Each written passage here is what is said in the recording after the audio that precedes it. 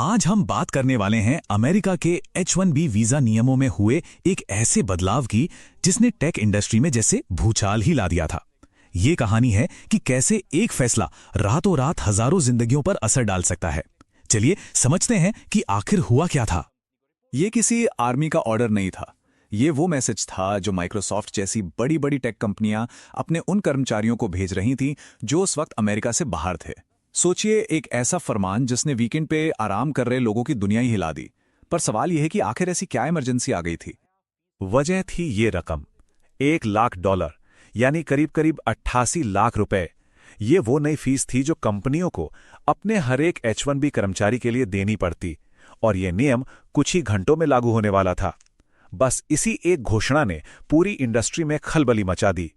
तो हुआ ये कि ट्रंप एडमिनिस्ट्रेशन ने अचानक एक ऐसी घोषणा कर दी जिसने विदेशी टेक वर्कर्स के लिए अमेरिका में काम करने के सारे नियम कायदे ही बदल दिए।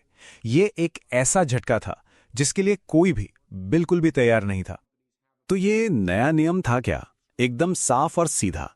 21 सितंबर की आधी रात के बाद अगर कोई भी H1B वीजा वाला कर्मचारी अमेरिका में एंटर करता है तो उसकी कंपनी को ये भारी भरकम फीस भरनी होगी। और ये कोई एक बार की बात नहीं थी, ये एक सालाना फीस थी। मतलब हर साल इतना ही पैसा देना होगा। और इस नियम की सबसे हैरान करने वाली बात थी इसका दायरा।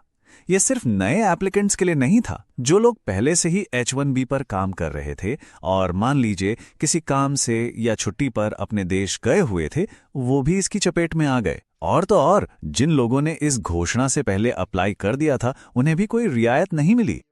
जैसे ही ये पॉलिसी बदली, अमेरिका की बड़ी टेक कंपनियों में भगदड़ मच गई। उन्होंने इतनी तेजी दिखाई जिसकी किसी ने उम्मीद नहीं की थी। उनके पास अपने कर्मचारियों को बचाने के लिए ज्यादा सोचने का वक्त ही नहीं था। उदाहरण के लिए माइक्रोसॉफ्ट को ही ले लीजिए। कंपनी ने फौरन एक इंटरनल एडवाइजरी जारी की। जो कर्मचारी विदेश में थे उन्हें तुरंत वापस आने को कहा गया। जो अमेरिका में थे उन्हें साफ साफ कह दिया गया कि अभी कहीं बाहर जाने का प्लान बिल्कुल मत बनाना। यहां तक कि उनके परिवार वाले जो H4 वीजा पर थे, उनसे भी रिक्वेस्ट की गई कि वो भी देश छोड़कर कहीं ना जाएं। यहां पर कंपनियों ने एक बहुत कड़ा मैसेज भी दिया। उन्होंने साफ कर दिया कि देखो, या तो फौरन वापस आ जाओ, वरना कंपनी ये 88 लाख की फीस तुम्हारे लिए तभी भरेगी जब तुम कंपनी के लिए एसेंशियल हो। मतलब कोई ऐसा कर्मचारी जिसके बिना काम ही रुक जाए। बाकी लोगों को शायद उनके हाल पर छोड़ दिया जाता। तो ये सिर्फ एक पॉलिसी अनाउंसमेंट नहीं था, यह हजारों लोगों के लिए एक बुरे सपने जैसा बन गया, क्योंकि उन्हें जो डेडलाइन दी गई थी वो लगभग नामुमकिन थी। सब कुछ बिजली की रफ्तार से हुआ। शुक्रवार को घोषणा होती है, शनिवार को कंपनियां वापस आने का फरमान जारी करती हैं, और लोगों के पास अमेरिका पहुंचने के लिए सिर्फ रविवार आधी रात तक का वक्त था। अब सोचिए, भारत या दूसरे दूर के देशों से इतने कम समय में लौटना क्या मुमकिन था? और असली चुनौती तो यही थी, भला 24 घंटे से भी कम समय में एक इंटरनेशनल फ्लाइट का टिकट कहां से मिलता, और अगर मिलता भी तो उसकी कीमतें आसमान छू रही थीं। ये कोई कैब बुक करने जैसा तो है नहीं कि ऐप खोला और गाड़ी आ गई। ये एक बहुत बड़ी लॉजिस्टिकल प्रॉब्लम थी। और इस मामले की गंभीरता का अंदाजा इस बात से लगाइए कि अमेरिकी कॉमर्स सेक्रेटरी ने खुद सोशल मीडिया पर लिखा कि जो लोग टाइम पर नहीं पहुंच पाए वो फंस जाएंगे। ये एक तरह से ऑफिशियल कंफर्मेशन था कि सरकार इस डेडलाइन को लेकर कितनी सख्त है। अब एक सवाल मन में आता है कि इस एक पॉलिसी चेंज से खास तौर पर भारतीय आईटी कम्युनिटी में इतनी उथल-पुथल क्यों मची? इसका जवाब आंकड़ों में ही छिपा है। वजह एकदम साफ है। अमेरिका में जितने भी लोग H1B वीजा पर काम करते हैं, उनमें से 70% से भी ज्यादा भारतीय हैं। तो जाहिर है, जब ये नियम आया तो इसका सबसे बड़ा और सबसे सीधा असर भारत के आईटी प्रोफेशनल्स और उनके परिवारों पर ही पड़ना था।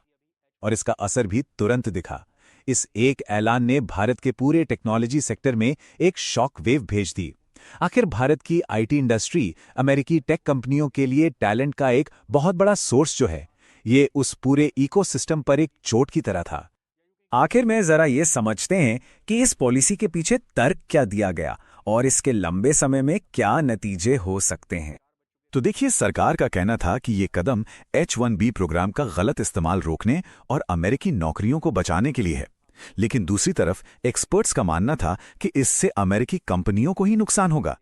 शायद वो कम विदेशी टैलेंट को नौकरी दें, और अगर दें भी तो सिर्फ बहुत सीनियर और स्किल्ड लोगों को। इससे अमेरिका में ही स्किल्स की कमी हो सकती है। और ये पूरी कहानी हमें एक बहुत बड़े सवाल पर लाके छोड़ देती है कि जब सरकारें इस तरह रातों रात नीतियां बदल देती हैं तो उसकी असली कीमत कौन चुकाता है? वो कंपनियां, वो कर्मचारी, या फिर वो देश खुद जिसकी अर्थव्यवस्था इन सब पर टिकी है? इस पर सोचना वाकई बहुत जरूरी है।